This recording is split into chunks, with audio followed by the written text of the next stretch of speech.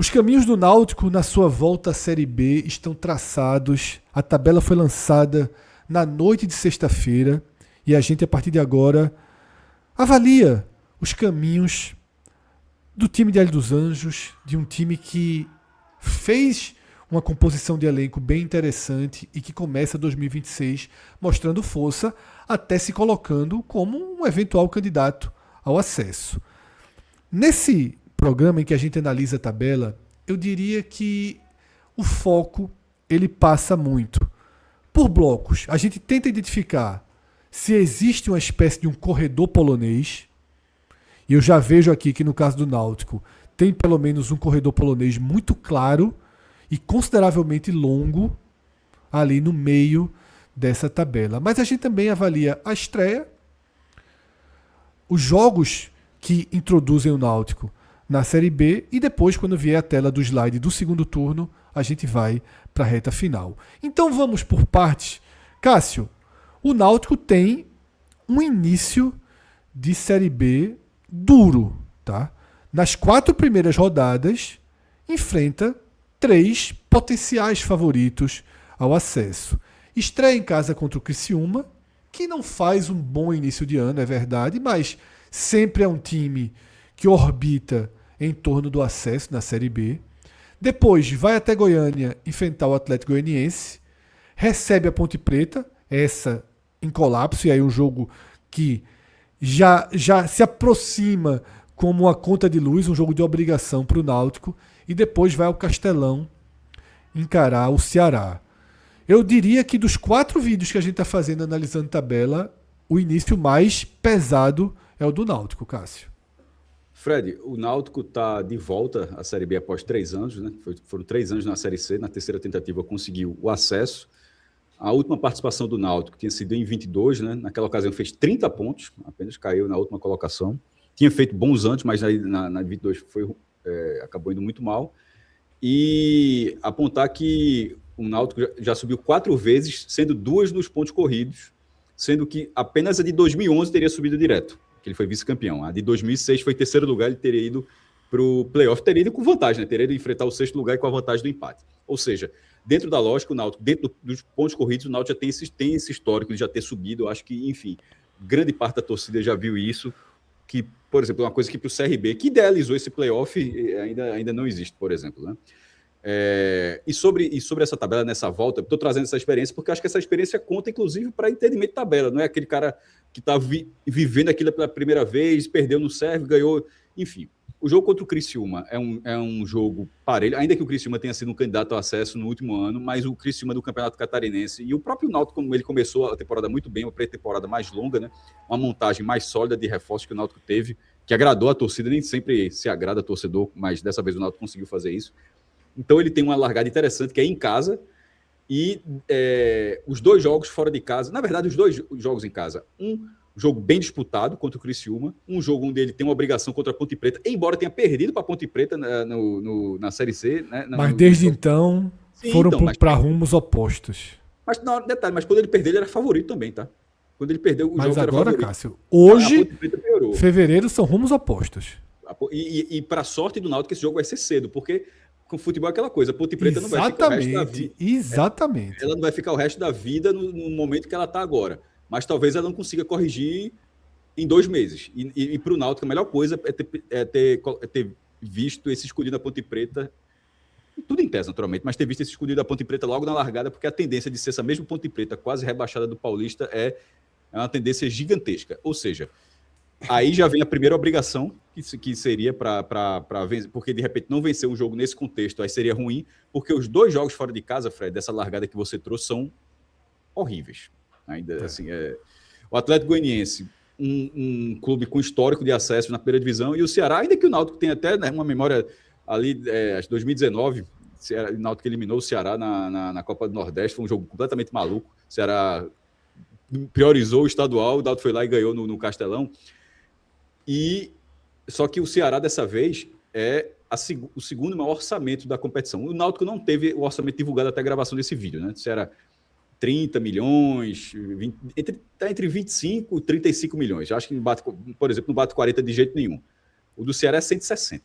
166 milhões. Então tem uma diferença grande e de um time que começou, inclusive, bem na temporada.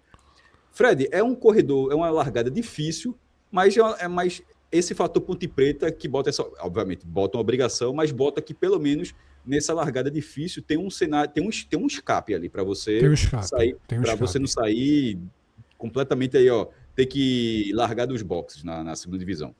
Primeiro, tem a tendência, até a própria largada ter sido dentro de casa, e aí eu acho que independentemente do que aconteça no estadual, o Náutico até é o favorito a ser o campeão estadual, mas independentemente do que aconteça, esse jogo já é um jogo assim da atmosfera muito gigantesca. Gigantesca. Depois das 4 primeiras rodadas, que é o recorte que a gente está tratando para todo mundo como largada do campeonato, os 4 primeiros jogos, o Náutico tem uma tabela que se abre consideravelmente, porque ele pega São Bernardo, Atlético e Botafogo de São Paulo em sequência. 3 equipes que 10 entre 10 analistas colocam na parte de baixo do campeonato, ainda que o São Bernardo esteja fazendo um bom campeonato paulista e todo o time de São Paulo merece atenção. O próprio Botafogo faz um paulista bem digno até aqui, e quando a gente gravava esse vídeo, quando saiu a tabela, eles disputam classificação no G8, mas enfim, a gente aqui considera também histórico dentro da própria Série B. Agora, Minhoca, a questão para o Náutico é um longo corredor polonês que eu diria que se inicia no Sport e eu não sei exatamente onde fecha, porque olhando pelas camisas, eu diria que ele fechava depois do Juventude. Só que você sai de um corredor polonês para 2 jogos fora do Recife, contra Avaí e CRB, não é bem um alívio, né? Então, da décima primeira rodada para frente, tem uma sequência de longo incômodo para o Náutico, né? A segunda metade desse primeiro turno pro Náutico, ela é bem, bem pesada mesmo, assim, porque você tem ainda jogos acessíveis no começo. E eu acho que essa, como o Cássio mencionou, né, o fato do começo do trabalho do Hélio ter desenvolvido muito bem até aqui, ele vai ter que aproveitar muito bem esse começo para quando adentrar nesse corredor, e é um corredor que aí a gente, comparado aos outros conteúdos que a gente fez aqui do esporte, do Ceará e de Fortaleza, que vão ter a Copa do Nordeste a disputar, que podem ter Copa do Brasil, o Náutico não tem isso. Então esse é o slide mais limpo, né, Minhoca? O slide do Náutico não tem poluição visual. Não tem, né? Assim, vai dividir a atenção. Obviamente, isso é um problema. São os 2,5 milhões que não recebe, pelo menos, da Copa do Nordeste. É a cota de largada que seria de 1.380.000, a cota de quem está da Série B, da Copa do Brasil, e com a possibilidade de ganhar mais 1,5 milhão, ou seja, 2.800 por um jogo. São aí 2.800, colocando uma classificação. 2.800 com a primeira fase da Copa do Nordeste, 4.800, 5.300.000 reais. O Náutico, assim, o Náutico não tem como olhar essa tabela. Que bom que o Náutico não tem esses jogos. O Náutico não tem a menor condição de não ter esses 5 milhões no caixa. É um golpe muito duro, inclusive, dessas análises que a gente está fazendo aqui. Para mim, inclusive, isso é o pior cenário. Primeiro, é um orçamento muito abaixo, como eu já falei. O Ceará tem 160 e o Náutico entre 25 e 35, e com 5 a menos de Copa do Brasil, que poderia ter tido um reforço. Eu acho que essa é a parte, né? Que o Náutico vai ter que, dentro de campo, compensar essa discrepância tão grande financeira comparado a esses favoritos. Porque quando chegar ali no clássico contra o Sport, em diante, né? Quando entrar ali já na Copa do Mundo, os jogos são bem puxados. Você pegar o Novo Horizontino fora, o Vila Nova é muito difícil enfrentar fora de casa, Goiás, Juventude, e aí Ressacada e Rei Pelé, praticamente, e é bom lembrar, né? O último jogo do turno é o Londrina, que já é um adversário na história recente aí do Náutico, chato, né, para o próprio Náutico. Mas são 8 rodadas muito duras em sequência. Essa é a parte que, claro, e aí eu acho que talvez você já vai virar o slide aí, né? Eu diria até que quando você volta, olhando isso para um segundo turno, eu acho muito mais pesado, sabe? Tudo bem que vai jogar... Mas pelo menos são mais jogos em casa, né? Isso, mas vai pegar um Fortaleza fora, vai pegar um Goiás fora, um Juventude jogando lá. Eu acho complicado também, assim, mesmo que tenha Novo Horizontino em casa, Vila Nova em casa, Avaí, CRB, mas você ter ali, né, 2 adversários que vêm da Série B, Fortaleza e Juventude, jogando fora de casa, e um Goiás também, que é um dos postulantes, pelo menos em princípio, para esse acesso fora de casa, é uma tabela bem pesada para o Náutico vai ter que estar muito afiado aí para entrar nesse corredor polonês. Minhoca, teve um detalhe interessante que a gente até conversou em off, que me surpreendeu muito. Quando chega ali a 12ª rodada, eu me deparo na tabela da CBF com o Sport Náutico jogando em casa. Que é justamente a rodada depois do Clássico. E assim, desde criancinha, a gente parte do princípio que quando você tem 2 clubes do mesmo estado dentro de uma competição, eles têm tabelas inversamente espelhadas. Sempre que o Sport joga fora, o Náutico joga em casa. Sempre que o Náutico joga fora, o Sport joga em casa. Eis que, na 12ª rodada, o Náutico joga em casa. Eu confesso que eu entrei no blog de Cássio Zirpoli, foi o primeiro lugar que eu li, e fiz assim, fazendo merda, né, Cássio? Fazendo merda, lá fui Tá eu errado, abrir... liga aí que eu corrijo, Não, tá aqui. tá não. Lá fui eu abrir a tabela da CBF e estava certo. Estranhíssimo, né, Minhoca? Essa distribuição da CBF com o Sport Náutico não tendo tabelas... Os cearenses, por exemplo, têm tabelas perfeitamente simétricas. É porque eu acho que desculpa, meu. É porque eu acho que a Série B, as rodadas são muito... Elas são sempre muito desmembradas. E não jogam no mesmo estádio, né? Não, mas aqui no Recife é um problema, não faz diferença. Aqui no Recife não é questão do estádio, a questão é de Então, segurança. aqui foi por isso que eu falei. Aqui no Recife, não sendo no mesmo dia e não sendo no mesmo estádio, fica mais tranquilo não ter assimetria. Agora, todo mundo teve assimetria, né, Minhoca? Menos o Sport Náutico. Porque é bom lembrar que isso já é meio que uma política estabelecida, né? Assim, quando tem clubes do mesmo estado, isso acontece. Por exemplo, os mineiros, América e Atlético, por mais que não tenha a questão de segurança, por exemplo, né? Assim, questão de torcida. Nem a cidade é a mesma. Um jogo em casa, outro joga fora. Os paranaenses, que é Operário, Londrina, os catarinenses, Criciúma, juntamente com a equipe do Avaí também, né? Quando um joga casa, o outro joga fora. Os goianos, por exemplo, colocaram o Goiás com o Atlético Goianiense. O Vila Nova ficou com Juventude, né? Quando um joga fora, o outro joga fora. E aí, no caso, se esperava que Náutico e também o Sport ficassem também numa dessa, de quando um jogar fora. Lembrando, são 2 rodadas, tá? Que os dois vão jogar como mandante. A 12ª e a 32ª rodada, que se Sport e Náutico. Na reta final já. Isso. E aí, nesse cenário, só para ficar... Qual é a dupla do Sport, né? O Sport ficou com o Novo Horizontino. Então, toda vez que o Novo Horizontino jogar em casa, o Sport joga fora. Quando o Novo Horizontino jogar fora, o Sport joga em casa. E qual é a dupla do Náutico? Do Náutico ficou o São Bernardo. Ou seja, era para São Bernardo e Novo Horizontino estarem juntos. Olha aí a explicação. O Náutico foi pro São Bernardo por causa da Globo.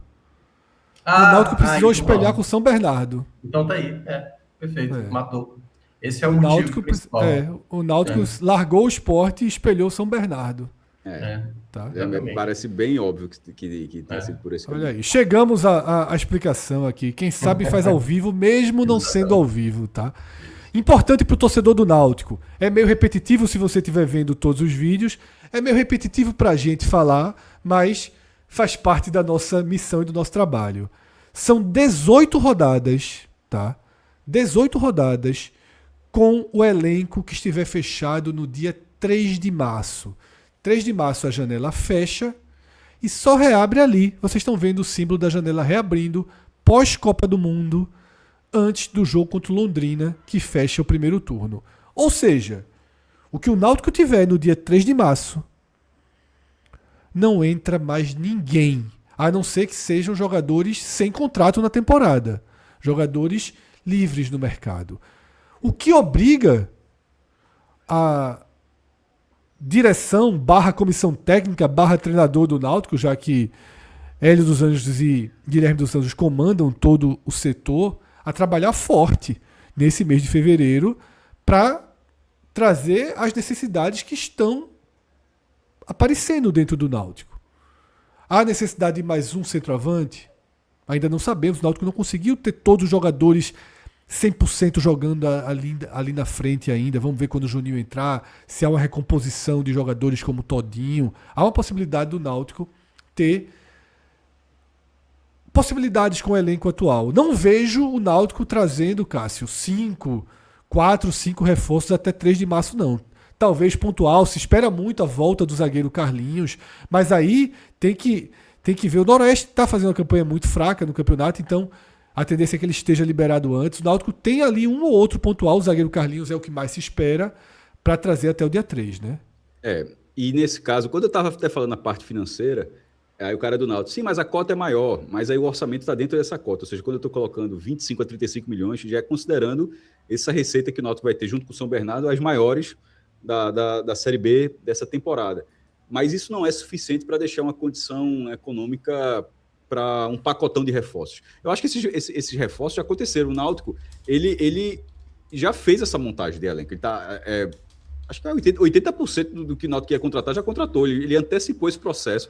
Foi a pré-temporada maior e, como o Fred falou, são contratos pontuais, mas que oportunamente eu acho que isso vai acontecer. E, sobretudo, Fred, que quando um momento é bom, as condições também ficam favoráveis para fechar negócio e para aparecer parceiros, patrocínios. Então, assim, eu acho que o Náutico, se já tivesse numa situação na Ponte Preta agora, onde o caos puxa muito, sabe? Nesse caso, o cenário do Náutico é muito positivo, então eu acho que ele vai conseguir ter, como você falou, reforços pontuais, mas nada diferente. Eu acho que o time do Náutico hoje ele é muito próximo do que a gente vai ver pelo menos nas 18 primeiras rodadas, né? Que é o período da primeira janela. Minhoca, a gente já trouxe, né? Você já tinha adiantado. O foco nessa tabela do retorno do Náutico é a mesma reta final, tá? Pelo menos naqueles jogos que antecedem a 38ª rodada, são 4 em casa e 2 fora. Melhora, ainda mais para um time com enorme poder de mando, né? O Náutico tem nos aflitos, eu diria que é a sua principal arma historicamente. Eu vejo... Você se assustou um pouco mais assim. Eu vejo como melhor, ainda que as 3 viagens são as 3 piores, talvez, da Série B. Fortaleza, Goiás e Juventude, assim, muito pior que isso não tem não. O Criciúma do Heriberto Russo é chato, o Ceará do Castelão é pesadíssimo também. Tem muita coisa pior do que Fortaleza, Goiás e Juventude fora, não. Mas os jogos em casa dão... O Vila Nova é outro enquanto visitante, o Avaí é outro enquanto visitante. Porque é o chamado efeito pós-resultado, né? Porque se você sai do clássico contra o Sport, jogando nos aflitos, se você consegue vencer e consegue, por exemplo, pontuar contra o Fortaleza, você vai para esses 2 jogos contra o Novo Horizontino e Vila Nova, ainda casa cheia, torcedor apoiando. Mas se você sai derrotado no clássico, se você perde, sei lá, o Fortaleza, um resultado maior, obviamente, esses 2 jogos em casa, né, faz com que seja mais pressão. Mas essa é a parte, né, essa segunda metade da tabela, seja do primeiro e segundo turno, é a parte que eu diria que é mais complicada para o Náutico. É isso. Passamos aqui um scanner na tabela do Náutico para essa Série B. Você pode somar esse conteúdo aos outros que estão no nosso feed. Se você é torcedor do Náutico e quiser dar uma olhada como está a tabela do Sport, do Ceará, do Fortaleza, a gente tem detalhamento desses 4 clubes. E aí a gente tem uma série de conteúdos aprofundando a Série B, que vive um momento de enorme turbulência. E o Náutico foi um pivôzinho dessa turbulência junto com o São Bernardo, quando se aproveitou da sua liberdade contratual e conseguiu um acordo com a CBF, com a Globo, melhor do que o das outras 18 equipes, o que é um elemento de irritação para essas 18 times, para esses 18 times que têm contrato fechado com a FFU, comprometimentos com a FFU, tá, em relação à TV, em relação a adiantamento de parcela por 50 anos, e que possivelmente quase todos queimaram os recursos recebidos na assinatura desse super contrato e agora estão batendo panela, tentando mudar o rumo das negociações com a FFU e talvez até indo para a justiça para seguir um caminho parecido com o do Náutico e o do São Bernardo. Esse vídeo está disponível no feed, você pode completar o conteúdo assistindo. Eu sou Fred Figueroa, como os nossos nomes já estão aqui na tela, já que estamos fazendo esse programa de forma remota e não no nosso estúdio. Plantão do final de semana, nessa tabela saiu numa noite de sexta-feira, ninguém merece, mas aqui estamos e por isso você tem aí uma dívida moral com a gente. Deixa a curtida, se você não tiver inscrito no canal, se inscreve no canal, ativa as notificações e se puder dar uma força ainda maior, se torna membro. Tem conteúdo extra chegando. Essa semana já tem um vídeo extra, outros estão a caminho. A direção e edição desse vídeo é de Márcio Souza. Grande abraço a todos, até o próximo vídeo, tchau, tchau.